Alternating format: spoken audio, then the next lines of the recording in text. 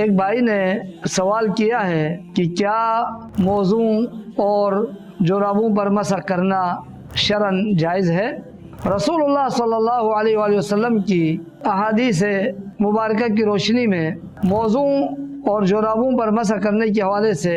بہت ساری روایات ملتی ہے۔ موزوں پر مسح کرنے کے حوالے سے جیسا کہ سیدنا مغیرہ بن شعبہ رضی اللہ عنہ وہ فرماتے ہیں کہ میں نے اللہ کے نبی علیہ الصلوۃ والسلام کے موزوں کو اتارنا چاہا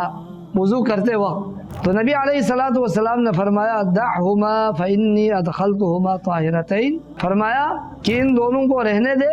کیونکہ میں نے وضو کی حالت میں ہی ان دونوں کو پہنا ہے۔ اور یہ کہہ کر نبی علیہ الصلوۃ والسلام نے موضوع پر مسح فرمایا۔ اور اس کے علاوہ بھی بہت ساری احادیث موجود ہے موضوع پر مسح کرنے کے حوالے سے، اور جورابوں پر بھی مسح کرنے کے حوالے سے اہل علم کا یہ فتویٰ موجود ہے کہ جورابوں پر بھی مسح کیا جا سکتا ہے، لیکن بہتر یہ ہے کہ جوراب